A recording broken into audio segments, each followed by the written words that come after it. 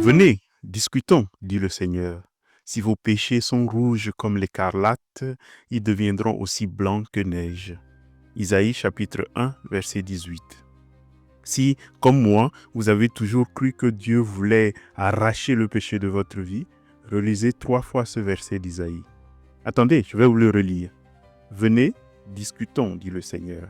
Si vos péchés sont comme l'écarlate, ils deviendront aussi blancs que neige. Vous sentez le vertige? Sinon, relisez encore 3 fois. Dieu ne promet pas de remplacer les péchés écarlates par autre chose. Non, la même chose qui était rouge écarlate au départ devient, après discussion avec lui, blanche comme neige. Dieu n'est pas un arracheur de péchés comme un jardinier arracheur de mauvaises herbes ou un dentiste arracheur de dents. Il est plutôt un blanchisseur du péché. Et pourquoi? Parce qu'au fond, le péché s'enracine sur des tendances bonnes créées par lui-même. Tout ce qui est péché dans votre vie s'enracine sur quelque chose que, dès le départ, Dieu a voulu bon et beau. J'aime illustrer la chose par les péchés dits capitaux. Ces péchés qui, selon la tradition, sont la tête ou la racine, c'est comme on veut, de tous les autres péchés. Ils sont au nombre de 7 et la formule mnémotechnique pour les retenir s'affiche en ce moment même sur votre écran. Ces galopes, ou ce galop, si vous préférez, cette suite de péchés qui chevauchent notre vie comme un cheval au galop.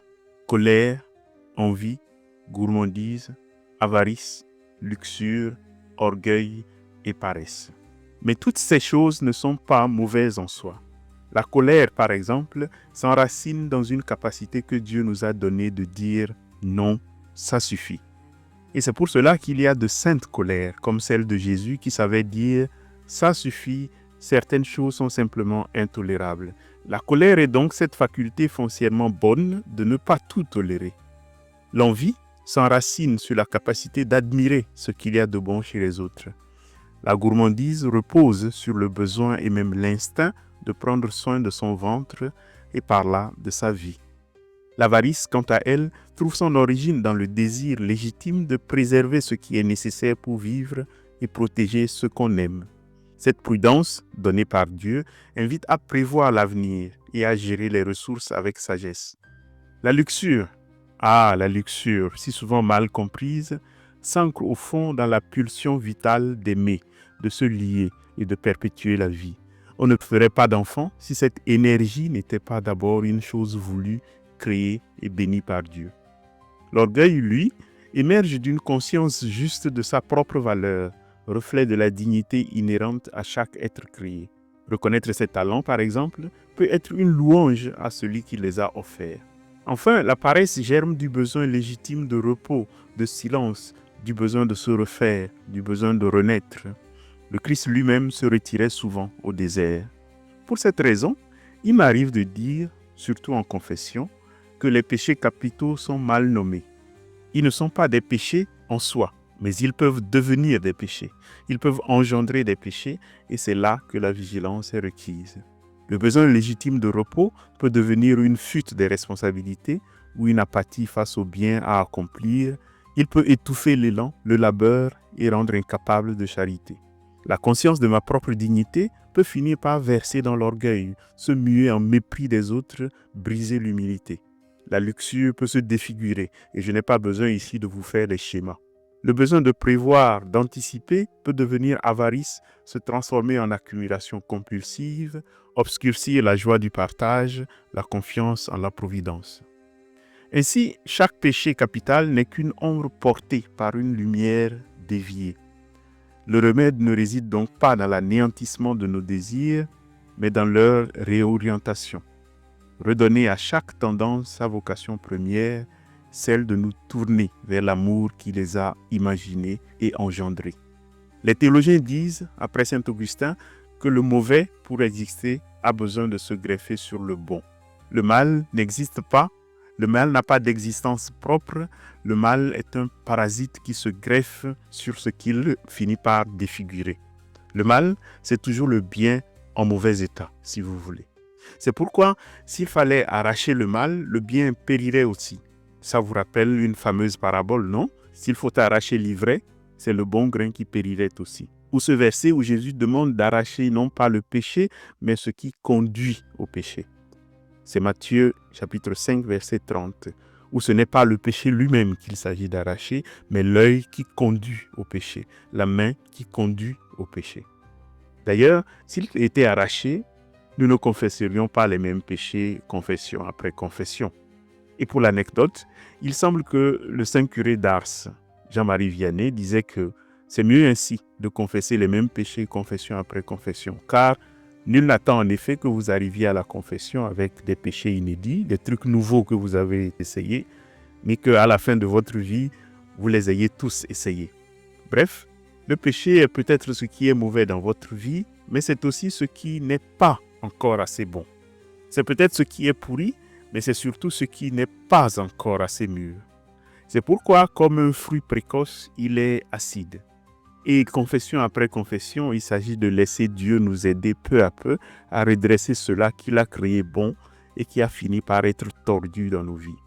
D'où le verset d'Isaïe que je cite encore une dernière fois pour le plaisir de l'entendre et d'y insister. « Venez, palabrons, dit le Seigneur.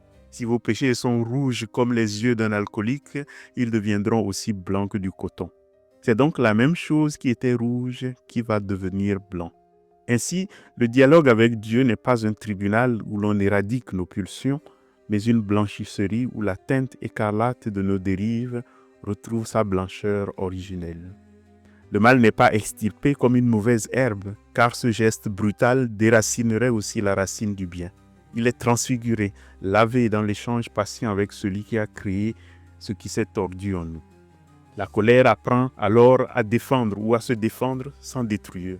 L'envie à célébrer au lieu de convoiter. La gourmandise à nourrir l'âme autant que le corps.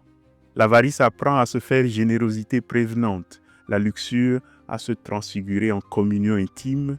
L'orgueil en gratitude. La paresse en repos fécond. Le péché n'est pas une erreur à effacer, mais une note dissonante à réaccorder. Je pense d'ailleurs, avant de finir, qu'il faut prêter attention au corollaire de tout ce que je viens de dire.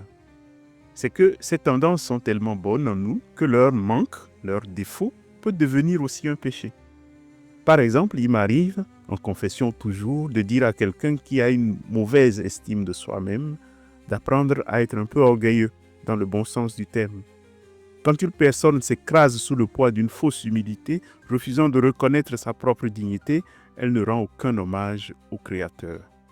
Quelqu'un qui ne se met jamais en colère peut finir aussi par développer une tolérance complice face au mal.